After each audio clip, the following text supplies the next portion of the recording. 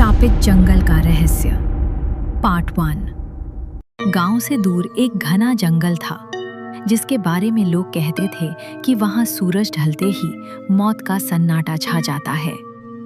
गांव के बुजुर्ग बताते थे कि सालों पहले एक पूरा कारवां उस जंगल से गुजरा था और फिर कभी वापस नहीं लौटा।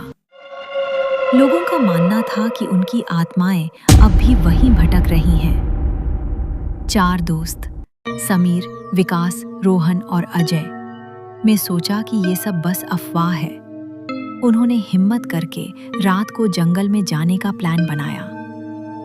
जैसे ही वे टॉर्च लेकर जंगल के भीतर घुसे, पेड़ों के बीच अजीब सी फुसफुसाहट सुनाई देने लगी। बताओ, लौट जाओ। पहले सबने मजाक समझा, लेकिन धीरे धीरे सबके चेहरों से हंसी गायब होने लगी। थोड़ी दूर जाने पर उन्हें टूटी फूटी झोपड़ी दिखी। झोपड़ी के अंदर एक पुरानी लालटेन जल रही थी, जबकि आसपास कोई नहीं था। दरवाजा धीरे धीरे अपने आप खुला और अंदर घुप अंधेरा। चारों ने जैसे ही कदम अंदर रखा, अचानक दरवाजा जोर से बंद हो गया। टॉर्च की रोशनी अपने आप बुझ गई और कमरे में सिर्फ लालटेन की परछाइयां रह गईं। और तभी किसी ने उनके कानों में फुसफुसाया, अब तुम कभी वापस नहीं जाओगे। कहानी शापित जंगल का रहस्य पार्ट 2। झोपड़ी का दरवाजा बंद होते ही चारों दोस्त डर से एक दूसरे को देखने लगे। अंधेरे में सिर्फ लालटेन की हल्की सी रोशनी थी जो हवा के झोंकों से झिलमिला रही थी। रोहन ने धीरे से कहा, ये सब हमारी टॉर्च खराब होने से हो रहा है, घबराओ मत। लेकिन तभी कमरे के कोने से किसी के पैरों की आवाज आई। सबने टॉर्च जलाने की कोशिश की, लेकिन टॉर्च अब बिल्कुल काम नहीं कर रही थी। अजय ने कांपती आवाज में कहा, कोई हमारे साथ अंदर है। चारों ने हिम्मत करके लालटेन उठाई। दीवार पर उन्हें इंसानों जैसी परछाइयां नजर आईं, लेकिन कमरे में उनके अलावा कोई नहीं था। अचानक लालटेन बुझ गई और पूरा कमरा घुप अंधेरे में डूब गया। कुछ सेकंड का सन्नाटा, फिर एक बहुत धीमी फुसफुसाहट, हमारे साथ क्यों आए? यहाँ से वापस कोई नहीं जाता। विकास ने दरवाजा खोलने की कोशिश की, लेकिन दरवाजा जैसे पत्थर का हो गया था। उसी वक्त दीवार पर खून से बने हाथों के निशान उभरने लगे। समीर ने डर के मारे जोर से चिल्लाया और तभी दीवार के पीछे से किसी औरत की कहकाती हंसी गूंज उठी। चारों अब पसीने से तरबतर थे।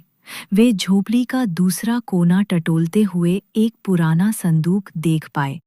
संदूक पर जंग लगे ताले थे, लेकिन बिना छुए ही वो अपने आप खुल गया।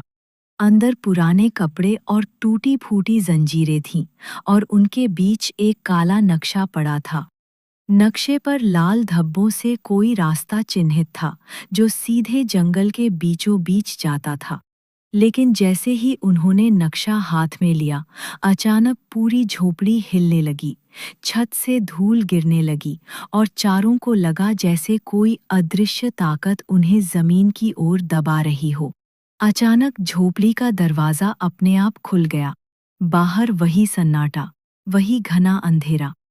चारों बिना पीछे देखे दौड़ पड़े, लेकिन दौड़ते दौड़ते उन्होंने देखा कि जिस रास्ते से आए थे वो गायब हो चुका था। अब उनके सामने सिर्फ वही नक्शे वाला रास्ता था। समीर ने कांपते हुए कहा, लगता है ये जंगल हमें वहीं ले जाना चाहता है जहां ये नक्शा दिखा रहा है। चारों ने एक दूसरे की तरफ देखा और मजबूरी में उसी रास्ते पर चलना शुरू कर दिया। जंगल और गहरा होता गया। पेड़ ऐसे झूम रहे थे मानो जिंदा हों और उनका रास्ता रोकना चाहते हों। अचानक कहीं दूर से घंटियों की आवाज सुनाई दी। चारों एक दूसरे का हाथ कसकर पकड़कर आगे बढ़े और जैसे ही वे नक्शे में बने लाल निशान तक पहुंचे, उनके सामने जमीन फटी और एक पुराना काला कुआं नजर आया। कुएं से ठंडी हवा नहीं, बल्कि सड़ांध और चीखों की आवाजें निकल रही थीं। समीर ने डरते हुए झांका और तभी कुएं के अंदर से हजारों हाथ निकलकर ऊपर आने लगे। सबके कानों में वही आवाज गूंजी, अब तुम हमारे हो, हमेशा के लिए।